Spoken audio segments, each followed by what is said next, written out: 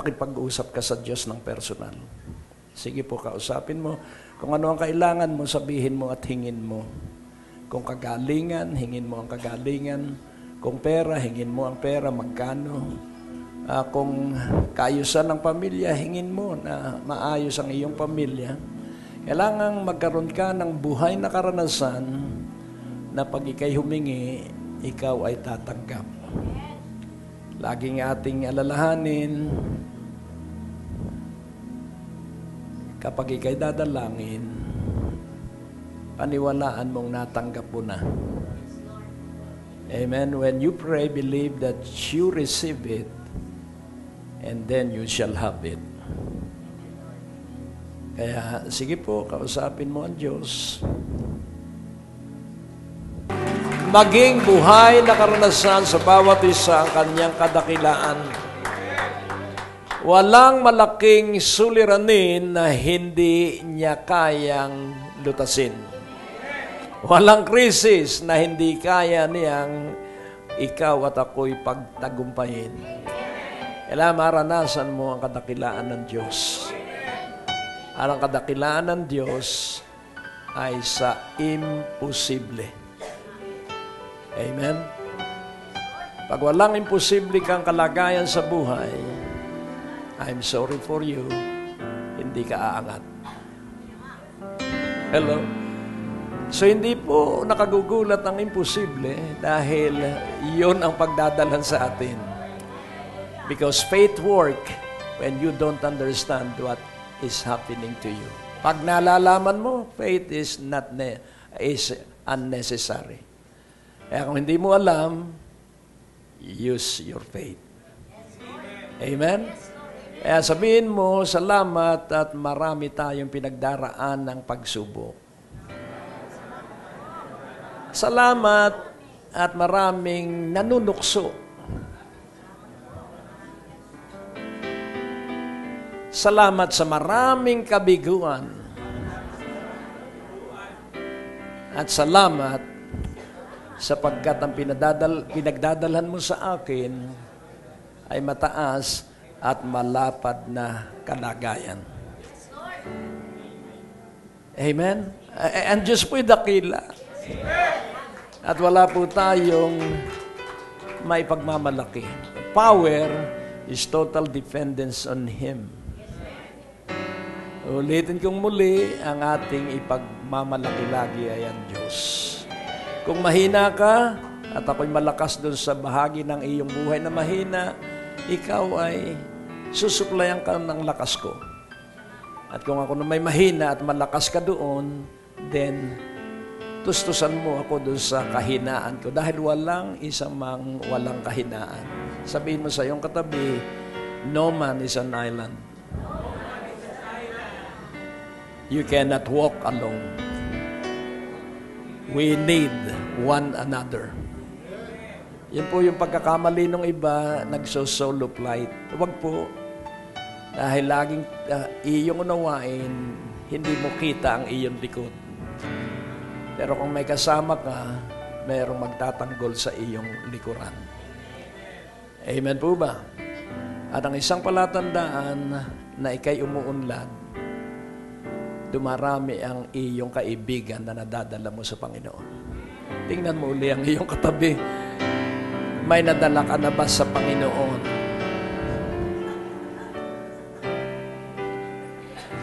At ang nagtitipon at nagsasama-sama ay yung mga mahihinang katulad ko. O walang lugar para sa malakas dahil magiging kompetensya ng isang malakas ang Panginoon. Kaya sabi ni Pablo, kung kailan ako mahina, saka makapangyarihan si Kristo. Jesus doesn't want a rival. In order for you to arrive on your destiny, let Jesus do it all. Amen? Ang Diyos po ay napakabuti. Salamat, ang Diyos ay napakabuti. Amen. Hallelujah. Hallelujah. Alam mo, kulang ang bokabularyo para papurihan at pasalamatan ng Diyos. Wag po nating imi-mix up, worship is different from praise. Thanksgiving is different from praise and worship. Worship is you are declaring who God is. Ang pagsamba mo po ay iyong ipinapahayag kung sino ang Diyos. Hindi sang-ayon sa iyo, kundi sang-ayon sa kasulatan. Kaya pag sinamba mo ang Diyos, magkakaroon ka ng karanasan at yung iyong pagtanggap ng katugunan sa panalangin, pupurihin mo at pasasalamatan ang Diyos. So yung pagpapala ay resulta ng pagsamba. Ulitin kong muli, yung pagpapala ay resulta ng pagsamba. At pag pinuri mo at iyong pinasalamatan ng Diyos, muli ang pagpapala ay darating na katulad ng isang banayad na ulan. Amen po ba? Kaya nga ang sabi kanina sa text, humanda sa paglindol ng 2:00. Ewan kung nakatanggap kayo sa inyong cellphone, pero hindi ko pinagpapapansin yun. Dahil makakaabala lang sa aking buhay na pagkilos sa patnubay ng Diyos. Amen po ba? Kaya nga sabihin mo, focus lang. Single-mindedness lang. Amen? Alam mo, marami ang gustong yumaman, kaya hindi niya namamalayan, siya nakikipagkumpetensya. Rivalry, unnoticeably, is the very reason why there is strife created. Gusto ko maging mayaman din. Hihigtan ko siya. Kaya sa marketing, paglalaban-labanin kayo, pagalingan kayo at palakihan ng benta. Anong tawag doon? Competition. Sisiraan mo at sisirain yung iba. Huwag. Sapagkat ang buhay na matatag ay laging umaalalay sa iba. Amen? Ikaw naman pala'y taga ron. Ikaw na ang kumuha ng kakilala ko rong benta. Hello?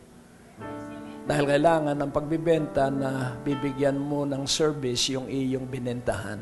That is good. Salesmanship.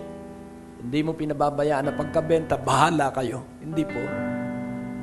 Ako po'y galing sa sales at ang aking mga kliyente, nabentahan ko na, nakikipag-bisitahan pa rin ako sa mga purchasing manager, mga plant manager. At kahit walang order, basta kaibigan ko sila. At pagdating ng malaking order, nakalagay na ang pangalan ko doon sa PO. Relationship. Sabihin mo, relasyon ang una.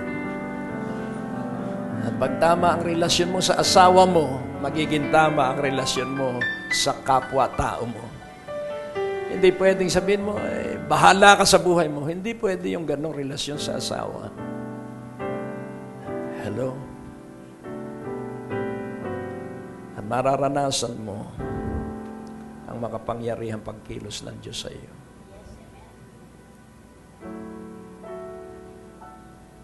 Hallelujah.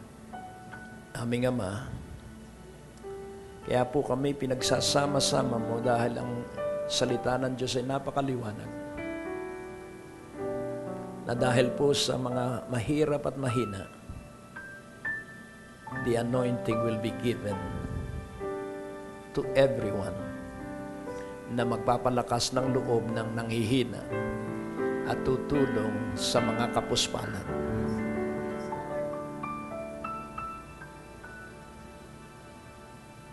He has anointed me to preach the gospel to the poor. Kanina Roy, pangangaral ang mabuting balita sa mga walang pag-asa. At maraming taong walang pag-asa na akala nila sila'y may pag-asa. Kaya ipahayag mo lang ang mabuting balita.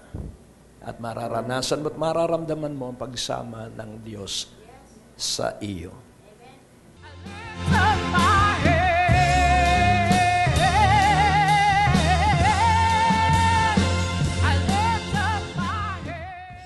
Sa pakikinig ng radio ministry po ni Bishop Greg, kaya hindi po kami nawala sa ating ministry. So, anyway po, nais ko lang pong ibahagi sa inyo yung nangyari po sa amin. So, nung nakarambuan po, kami po ay dumanas po ng napakatinding pagsubok na kung saan po ang aking buting may bahay ay nagkaroon po ng malubhang karamdaman. So, sa biyaya po at pag-ibig ng Diyos, ngayon po ay magaling na. Kaya nais ko pong purihin at pasalamatan ng Diyos at ganin po sa inyong pananalangin.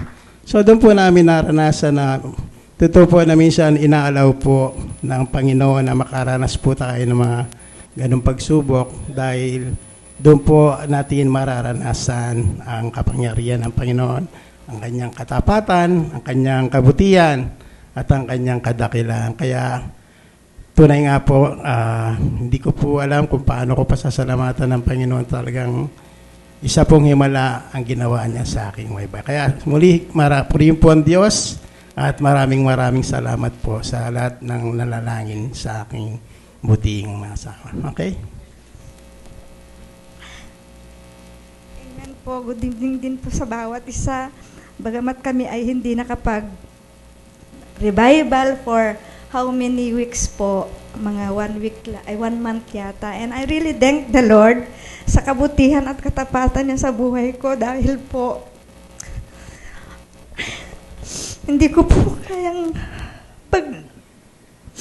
yung nangyari po sa akin talagang hindi ko po maisip kung paano, pero I really thank the Lord because dun po sa mangyayaring ganun sa buhay ko, meron pong ginawa ang Diyos sa buhay ko. At ito nga po yung mga pagtuturo sa akin. Hindi lang pagtuturo, kundi kung paano ko magkaroon ng maayos na relasyon sa Diyos at saka sa kapwa. Kasi po yung kung kagaya nung nagpunta si Pastor Greg dun sa hospital, yung po sabi niya na magpatawad daw po. And talaga pong meron naman talaga tayong mga sa ating kapwa, meron po tayong thank you po.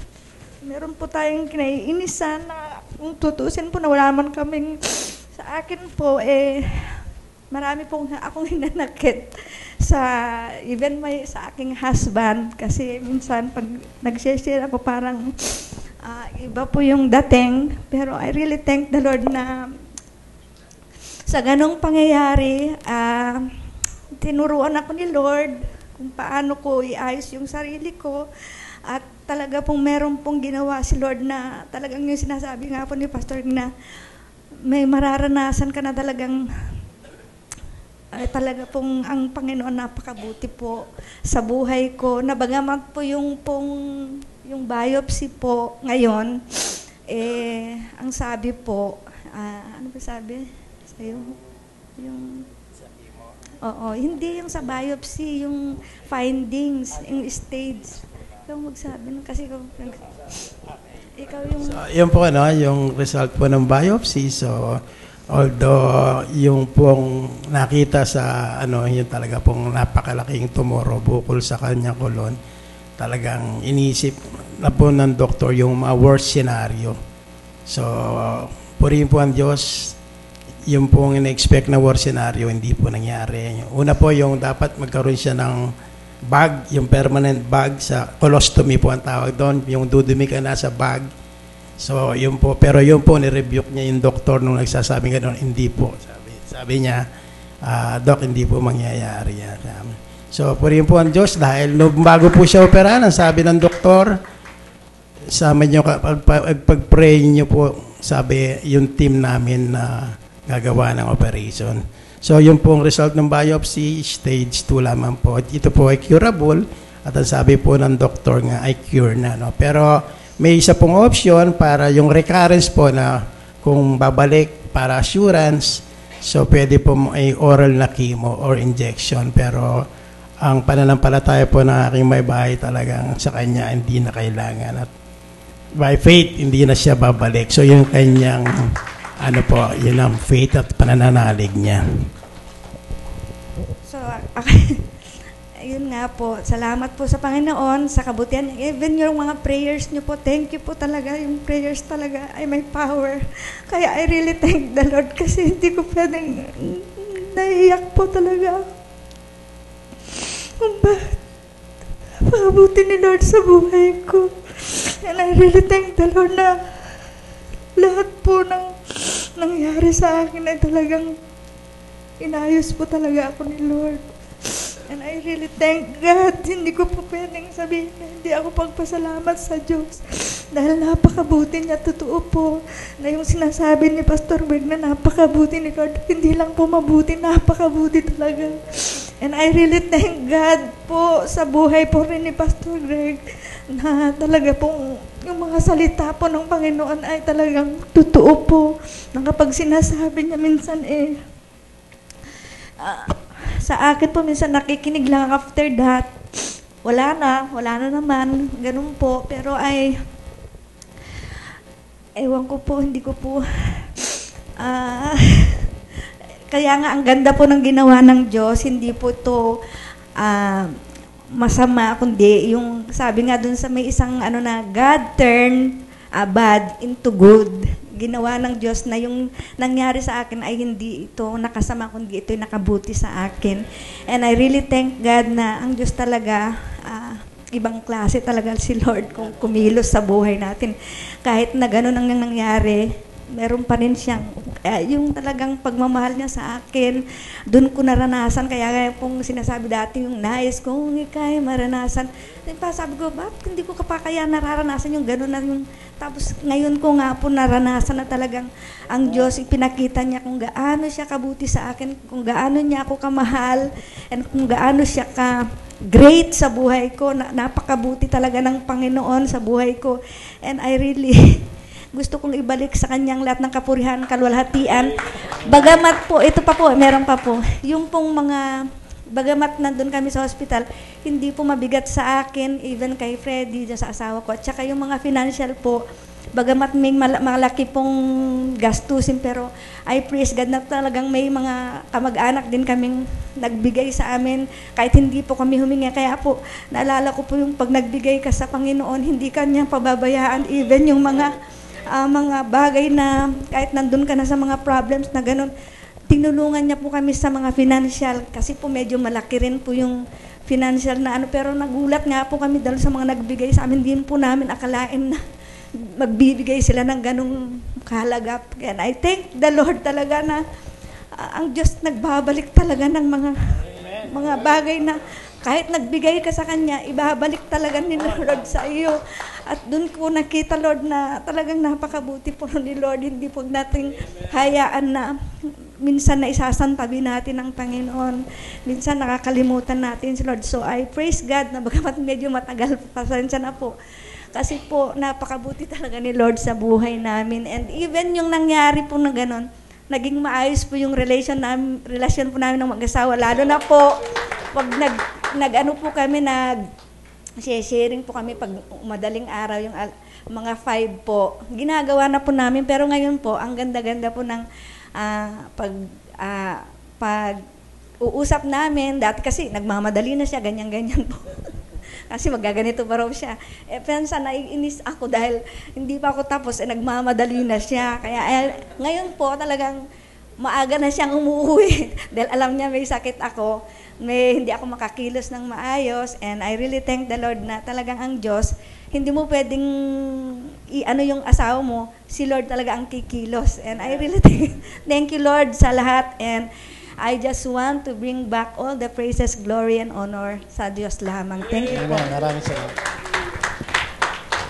Ang teksto natin ngayong Huwebes na ito ay nasa 14:3 ng John. Juan 14:3. At ang sabi po doon, and if I go and prepare a place for you, I will come again and receive you unto myself, that where I am, there you may be also. Tayo po ay manalangin. O Diyos, sa aming Ama, dakil at napakabuti, matibay at matatag. Ako at naway sila'y maging matibay din at matatag dahil dito sa iyong pangako, Panginoong Hesukristo, na kung saan ka naruroon, kami din ay duroon. At ito ang nagbibigay ng sigla at nagbibigay ng kalusugan at kalakasan at iniiwas kami sa mariklamong labi. Sa iyo ang kalwalhatian, Ama, sa pangalan ni Jesus. Amen. So, ang unang babala, be careful for what you say because you will obtain it. Magikang maingat sa pagsasalita dahil ang lahat ng sasabihin mo ay makakamit mo. Kaya kailangang laging positibo at sang-ayon sa salita ng Diyos ang iyong bukang bibig. Sabihin mo sa iyong katabi, ang bukang bibig mo dapat ayon sa salita ng Diyos. Mamuhi ka sa salitang mahirap ang buhay.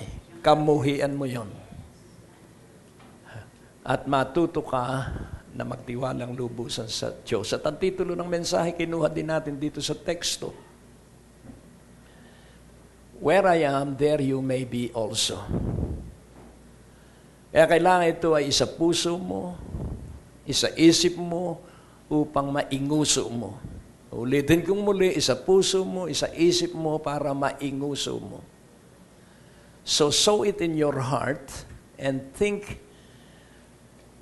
of it again and again so that you can speak of what you expect. Kaya napakahalaga po na ating unawaing mabuti na unang-una, so number one truths, that Jesus trusts in you. Jesus trusts in you. Napakalaki ng tiwala ng Panginoong Hesukristo sa bawat isa sa atin. Kaya nais kong inyong makitang mabuti yung word na quest. Q-U-E-S-T. Ano po ang ibig sabihin ng quest? Yun po ay yung iyong gustong marating at makamit. Kaya nga po, conquest, nang ibig sabihin ay nasakop mo yung iyong pinaniniwalaang iyong makakamit, narating mo yung pinaniniwalaan mong mararating. Request. So, ang ibig sabihin ay paulit-ulit na binabalikan mo ang iyong kahilingan sa Diyos na marating mo yung kanyang sinabing pagdadalhan sa iyo. Amen po ba? So, kailangang matutunan natin na ang Panginoon, nung kasama niya ang mga alagad, dahil hindi tayo makakarating ng langit hanggat hindi natin nagagawa yung kanyang ipinagagawa sa ibabaw ng lupa. Kaya nga kung ating papansinin, ano ba ang gawain ng Panginoong Jesus nung siya'y nasa ibabaw ng lupa? Makichismis? Yun ba ang gawain ng Panginoon?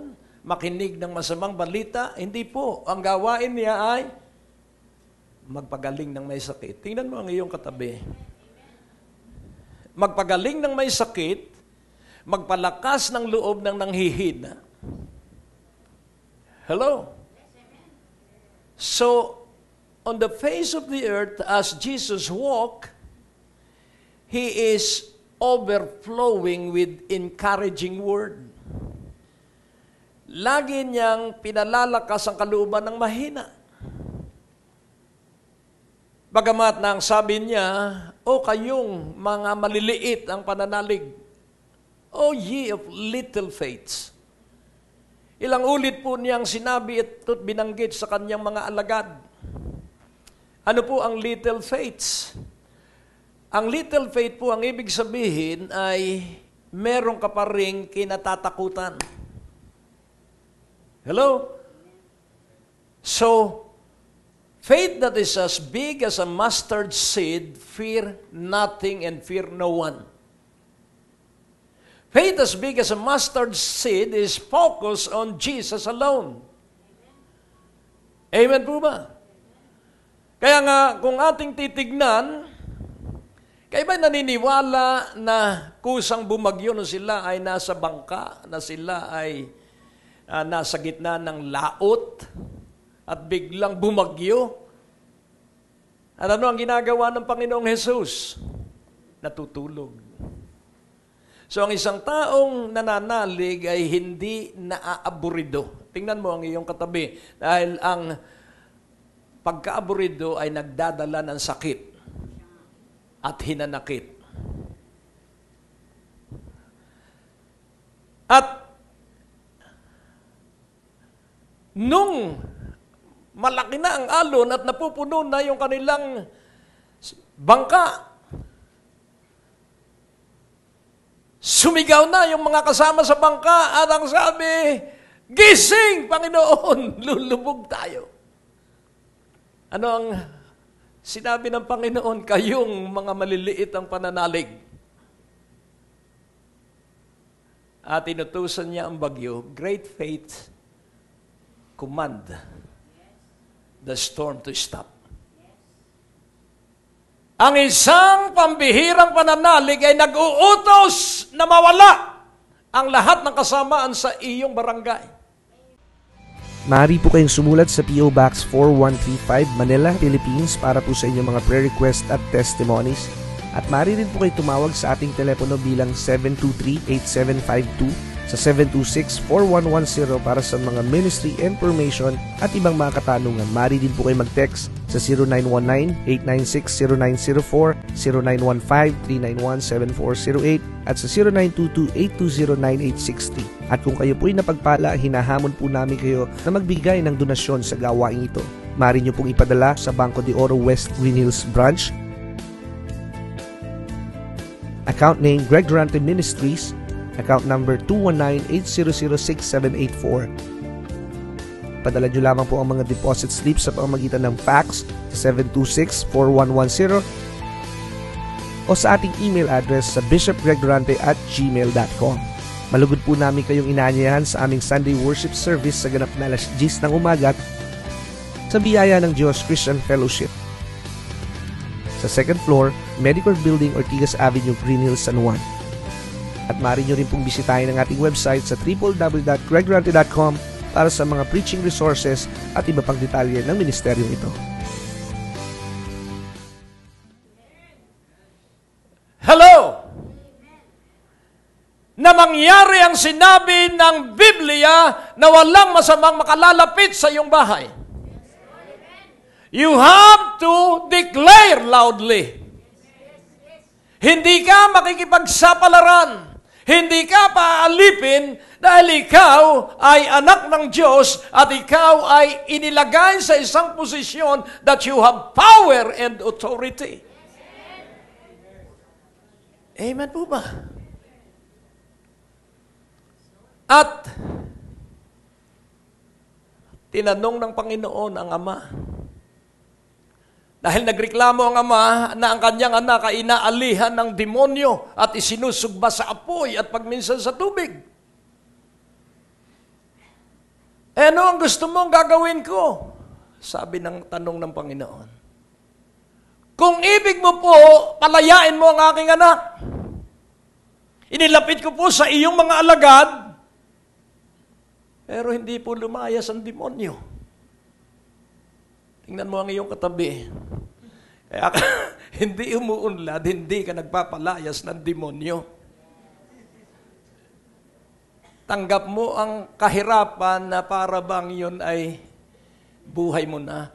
Kamuhian mo ang kahirapan, kamuhian mo ang sakit, kamuhian mo ang karamdaman, kamuhian mo ang kasalanan. Until you hate poverty, poverty will disturb you most of your day. So instead of declaring that you lack, declare the overflow of God's grace. Wag kang magsasalitang ikay kapos. Iiwan kita pag sinabi mong kapos ka. Magsama-sama kayong mga kapos. Amen. At na palaya ng Panginoon yung anak. At nagtanong ang mga alagad, bakit po hindi namin mapalayas? Kasi maliit ang inyong pananalig. Hello? maliit ang inyong pananalig. At siyang masamang espiritong yan ay lalayas sa pamamagitan ng pag-uutos at pag-aayuno. So iba't iba po ang paraan. Kaya kailangan meron tayong buhay na relasyon sa banal na espiritu dahil hindi siya umuulit ng paraan. Laging bago ang kanyang pamamaraan. Kaya kung ikaw ay makikipagniig sa banal na espiritu, lagi kang may bagong matatanggap na karanasan. Dahil tayo ay nilikha ng Diyos para mabuhay sa himala. Para yung imposible ay alisin natin ang I am. Para ito'y maging possible. Kaya mga kapatid, nais kong iyong maintindihan. Kung kayo lamang ay may pananalig na katulad ng butil ng mustasa, kung inyong sasabihin sa bundok na ito, nagtuturo ang Panginoon sang-ayon dun sa katanungan ng kanyang mga alagad. Bakit po natuyo ang puno ng igos?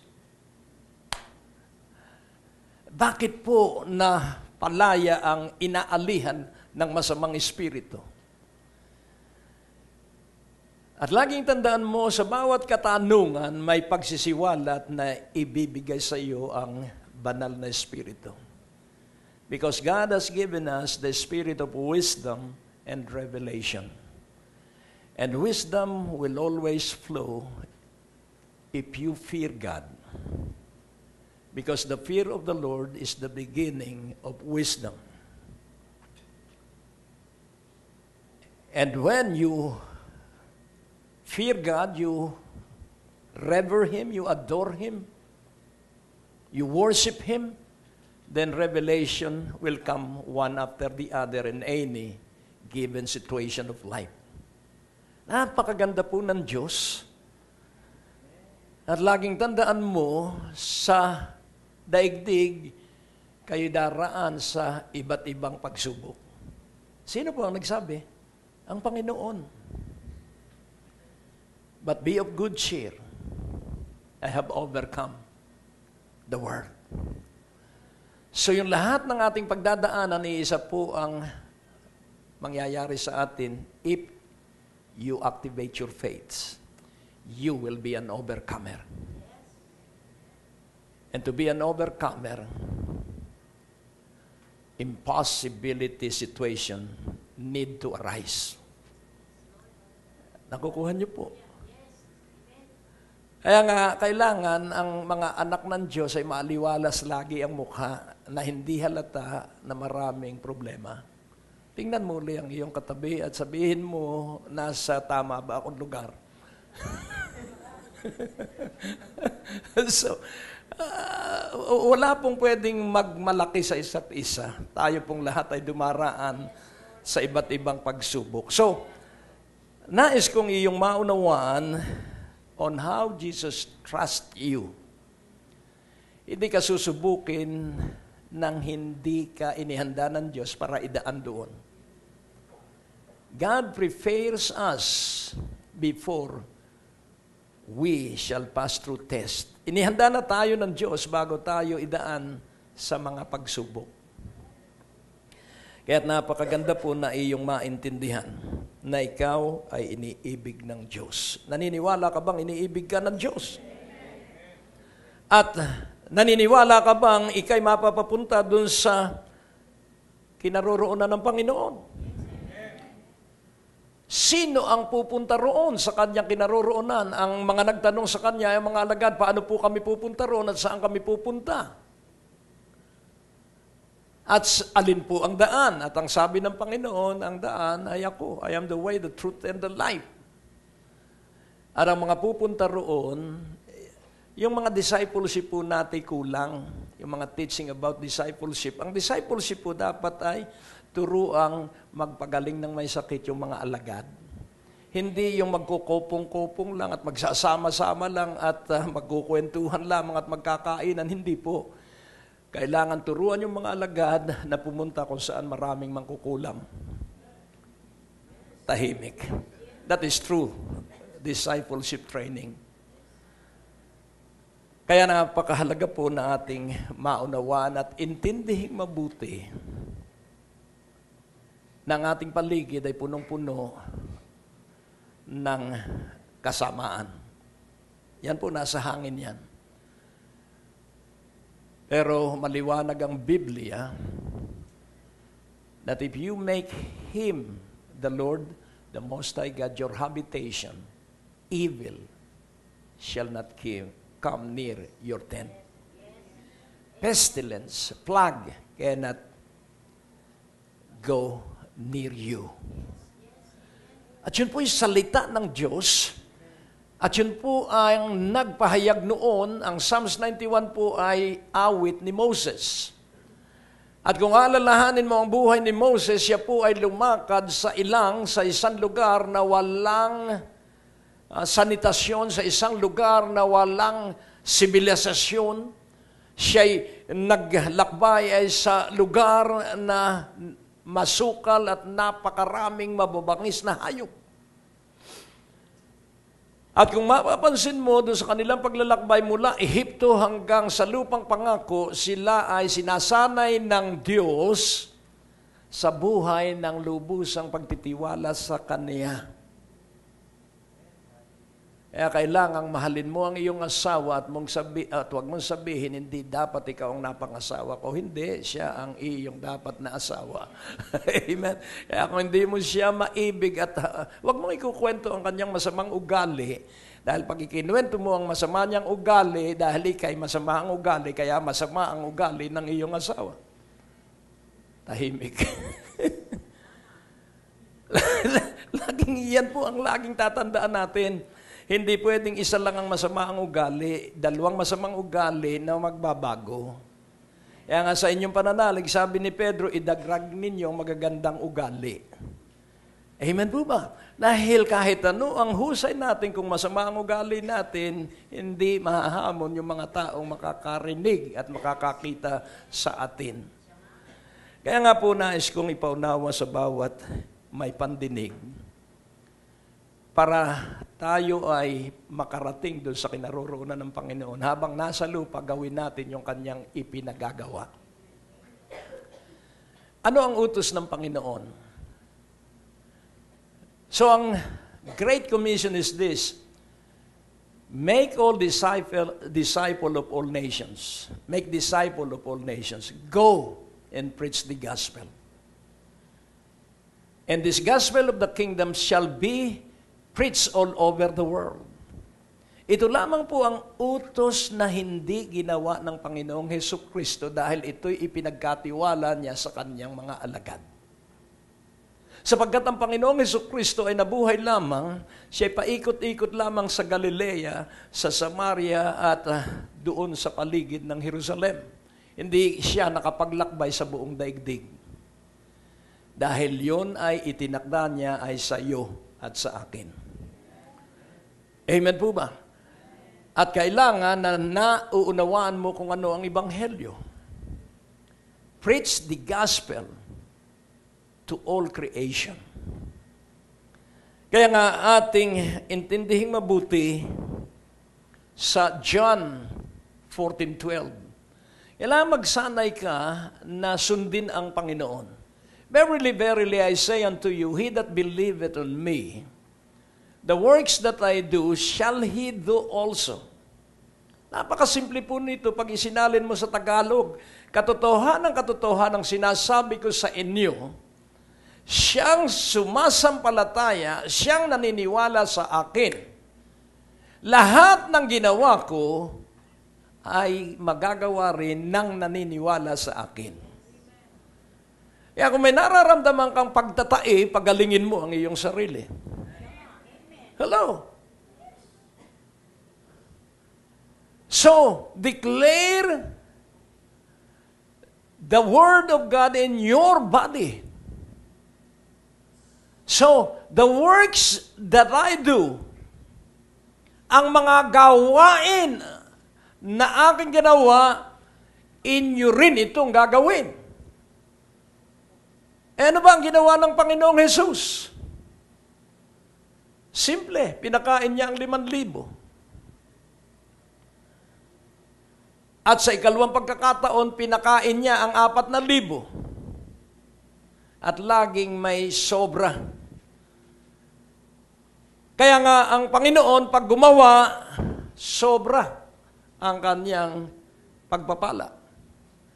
Kaya ating unawain, the works that I do, shall He do also. And greater works than this, shall He do. Nung sundin ko ang Panginoon, nangyari itong kanyang sinabi. Dahil noon walang broadcast. Kaya naaabot lang niya ay yung mga taong nasa kanyang paligid dahil siya ay lumalakad at physical na katawan niya ang kanyang ginagamit. Pero because of broadcast sa radyo, television at sa ating website, mas malawak. Nangyari, greater works than this shall He do. Pero ang qualification, it's not our education. Do not look at education. So ang qualification is, verily, verily, I say unto you, he that believeth on me, siyang sumasampalataya sa akin. Anong mangyayari? Ang mga ginawa ko ay magagawa din ninyo.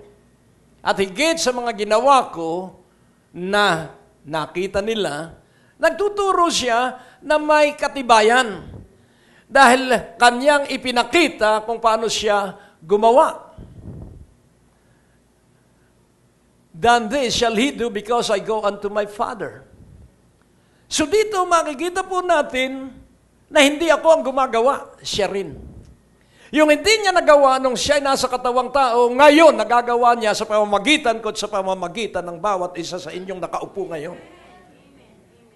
Because I go unto my Father, so He now is a Spirit. Yes, siya nasa iyo. Kaya ikaw ay maraming pinagdaraan ng problema so that you can do the work that He works. Hindi para ikay mamroblema. Ikaw ay nasa problema para lutasin mo ang lahat ng iyong problema at ang Panginoon ang kasama mo sa iyong paglutas. Meron ka kayang talo? Wala. Amen. Kaya nga, ang training ng mga alagad ay on-the-job training. Ang schooling nila, on-the-job training. At nakatutuwa dahil sa disyerto, tinuruan ng Panginoon ang kanyang mga alagad. Sa dagat, tinuruan ng Panginoon ang kanyang mga alagad. At sa lugar na walang pagkain, tinuruan niya ang kanyang mga alagad kung paano magkakaroon ng pagkain. Sa lugar na walang pambayad ng buwis, tinuruan niya ang kanyang mga alagad kung saan kukuha ng buwis. Hello? So yun po'y kailangang iyong maalaala. At nang sa gayon, hindi ka marindi sa iyong maliit na problema. 10 milyon, napakaliit niya sa Panginoon. Dahil ang Panginoon ang may-ari ng langit at lupa at lahat ng naruroon. You must believe God as the big God and no one can be bigger than God. Amen? Kaya sa susunod ay huwag ka nga absent ng linggo dahil ikay nagkapera. So kailangan pag nagkapera ka, punta ka muna sa gawain. Hindi na babalik yung pera na susunod dahil inuna mo'y pera at bahay. Kaya nais kong inyong maunawang mabuti, pangunahin lagi ang Diyos. Ang pera, nauubos yan. Wala nang kwenta yan pag nagastos mo. Pero ang pakikipag-ibigan sa Diyos, may pera ka o wala, ikaw ay maalab sa buhay mong relasyon sa Diyos. Pero gusto niya, marami kang pera, pero magtapat ka muna. Amen? Sa maliit na pera ay nakakalimutan mo na ang Diyos, paano pa sa malaki. Kaya nga, ang lagi pagmamalaki natin, hindi yung tagumpay natin, ay pagmamalaki natin na yan Diyos na gumagawa ng ating tagumpay. Amen? Hallelujah! Kaya kung tayo magpapatutuo, alisin natin ang me, myself, and me. Alisin mo ang ating sarili. Pag tayo nagpapatutuo, ang ipagmalaki natin lagi ang Panginoong Jesus. Ako'y pinagaling ng Panginoong Jesus. Hallelujah. At kaming mag-asawa ay nagkasundo. Yun ang mga patutuo. Amen. At nalaman na siya pala'y kinukulam pero hindi nakinig sa mensahe sa pulpito. Pero dito makikita natin sa ibang paraan, ang Diyos ay magtatagumpay sapagkat na ipahayag na ang katotohanan. Amen, hallelujah. Kaya sabi ko nga, Panginoon, bakit po kaming pare-pareho rin ang nagkikita-kita? Sapagkat dito ko natiyak, hindi kayo gumagawa ng himala, kaya hindi kayo nadaragdagan ng mga kaluluwa na iyong makakaniig araw at araw-araw. Sabihin mo, maghimala ka.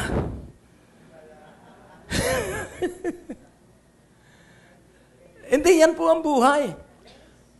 Huwag kang matatakot sa demonyo, sapagkat ang demonyo ay sa sakong mo lamang ang lugar na ibinigay ng Diyos. The only space that God has given to Satan is your soul of faith. Pero kadalasan, si Satanas ay kinakausap mo pa. Huwag kang makikipag-usap sa dyablo. Huwag mo ring palalayasin. Ipahayag mo lagi ang Panginoong Hesukristo at aalis ang dyablo kahit hindi mo palayasin sapagkat ang ikinukwento mo ay ang Panginoong Jesus. Meron pagkakataong igagapos mo at palalayasin siya, alangan ng mga araw-araw pagkagising mo sa umaga, dyablo, alis ka dyan, ginagapos kita, dyablo sa pangalan. You are more conscious of Satan than God. Our consciousness must be always centered and focused on God. Amen. Sapagkat siya ang kasama natin 24 oras. Kailan may hindi siya humihiwalay sa iyo at sa akin. Kaya nga po ang pangalawang katotohanan, ituro mo ang iyong katabi. Ituro mo diretso. Sabihin mo ng malakas, be somebody. Hallelujah. Alam niyo ba ang Tagalog sa be somebody? Ano ang Tagalog sa be somebody? Magikang kagilagilalas at dakila. Magikang mananagumpay dahil kay Hesukristo. Higit ka pa sa mananagumpay. Be somebody. So what is your asset? Pag tinanong ka, what is your asset? Ang iyong ililista yan, no? Sweldo, bahay, kotse, ano pa? Ano pa ang asset? Mga lupain, mga kung ano-ano. Kaya ba'y naniniwala na pwedeng mawala lahat yung iyong asset?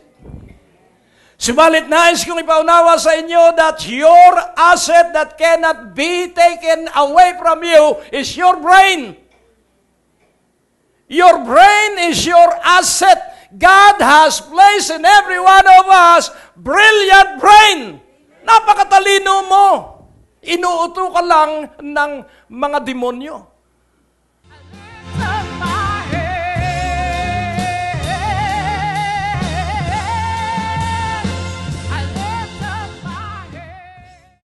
Mag-iisang buwan na po ngayon, hindi ako umiinom ng gamot. Kahit magpahid ng alcohol o kaya magpahid ng petroleum jelly, hindi ko po ginagawa kasi parang walang ipik yung makati sa katawan ko. Pag pinahiran ko ng alcohol, makati pa rin, parang ganun. Tapos, nung tumigil ako ng pag-inom ng gamot at saka nag-reveal ang Panginoon na dinalaw ako ni Sister Sally sa bahay. Parang nag-vision siya, may nakita siya, nakapikit. Sabi niya, sandali lang may nakikita. Ako tumalikod siya. Tapos nakita daw niya binti na may hiwa. Tapos hindi niya kilala kung sino may-ari ng binti. Tapos yung kamay, hindi rin niya kilala kung sino may-ari ng kamay na tinutusok-tusok daw ng kawayan. Tapos pag ganyan niya sa akin, sabi niya, hindi ka kaya nakulam. Sabi niya, kasi hindi ako naniniwala sa kulam. Bagamat may kulam, hindi ako naniniwala na talaban ako, parang ganon. Tapos, at mga 2 days, nagsermon si Bishop. Ang sabi niya, pag matagal gumaling ang sakit nyo, ay pinapahirapan kayo ng witchcraft. Sabi niya ganon. Tapos sabi ko, uy, nakulam siguro ako, sabi kong ganon. Tapos, pag-uwi namin ni Sally sa bus, nakasakay kami. Sally, baka kinukulam ako. Sabi, natumbok mo, sabi niya gano'n. Kasi parang tuwan-tuwa siya dahil naniwala na ako kasi hindi ako talaga naniniwala. Ngayon po, yung doon nag-reveal ang Panginoon nung hindi na ako uminom ng gamot.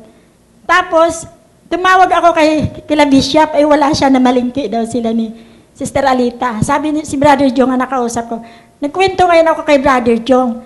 Sabi ni Brother Jong, ay tinatalaban tayo niya kasi na-deceive tayo dahil nagpakita siya kay Sister Sally, nag-reveal siya kay Daddy, para yun ang ipagpipray, sabing ganon. Ay, nung kinukwento ko sa mga kapatid ko, dahil namatay nga yung kapatid ko, doon sa Borol, kating-kati ako talaga, parang minamagnet yung kamay ko, kamot ako ng kamot. Kinukwento ko ngayon na nakulam ako, sabi ng kapatid ko, ay ano pa ginagawa mo? Pumunta ka na sa albularyo.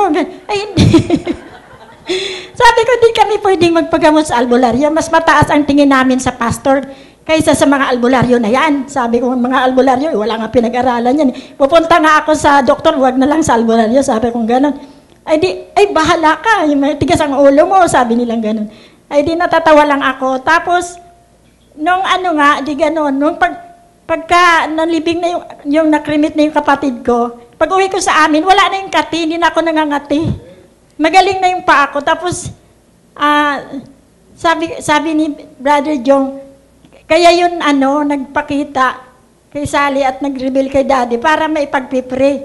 Kasi totoo na amin ko na, kung minsan sinasabi ni Bishop, magpatawad kayo. Sige, sabi niya, hindi naman sumasagi sa akin yung tao na yun na kinaiinisan ko. Hindi siya sumasagi sa isip ko, kaya hindi ko rin napapatawad. Sabi ko naman, Panginoon, sino po ba yung mga kinagagaling? Pero ang ginagawa ko kasi doon sa babaeng pinakasalan ng asawa ko, ay kasal naman kami, nagpakasal sa uli. Yung bang, inaasar ko yun sa sulat. Sabi nga ng pinsan ko si Delia, isasulat pa lang, gigil na gigil ka. Sabi, hindi ko akalain yung nagkakasala pala ako doon. Sabi ni Mr. Pining, patawarin mo kung tao man yun o lamang lupa. Ay nakita yung kamay, di tao. Kamay yung nagtutusok-tusok ng kawayan, kaya pala ang kati-kati. Tapos yung nagbabalat ang paa ko araw-araw. Nagbabalat. Tapos, kawayan ang parang inaano ko. Ngayon, sabi ni Mr. Pining, patawarin mo na lahat yan. Tapos, sige po, para sa kagalingan ko, pinapatawad ko na, Lord, alisin mo na, kalimutan ko na. Alisin mo na kung ano pinakikita mong sama ng loob. Sa dibdib ko, alisin mo, Panginoon, sinusuko ko sa iyo. Sabi ni Brother Jong, totoong hindi tayo tinatalaban yan. Pero, once na may nakita sa puso nating gahit, maliit lang na butas ng kasalanan, ay dinidisid tayo ng demonyo. Tama nga po talaga. Kaya, Panginoon, sige po, bahala ka na. Magaling na ako. Salamat talaga sa Panginoon. Napakabuti ng Panginoon. Narito po ang mga schedules ng ating television program sa Trinity Broadcasting Network Asia, Lunes hanggang Huwebes, sa ganap na alas 9:30 ng gabi hanggang alas 10 ng gabi. Tuwing araw ng Biyernes, alas 10:30 ng gabi. Tuwing araw ng Sabado, alas 11 ng gabi. At meron din po tayo sa Signal Television, GCTV Channel 185, Lunes hanggang Biyernes, sa ganap na alas 10:30 ng umaga at alas 10:30 ng gabi. Mapapanood din po tayo sa Hillsong Channel via satellite, Lunes hanggang Sabado sa ganap na alas 6 ng umaga, alas 12 ng tanghali, alas 6 ng gabi, at alas 12 ng hating gabi. Patuloy na manood at patuloy na umunlad sa pakikinig ng salita ng Diyos. Pagpalain kayo ng ating Panginoon.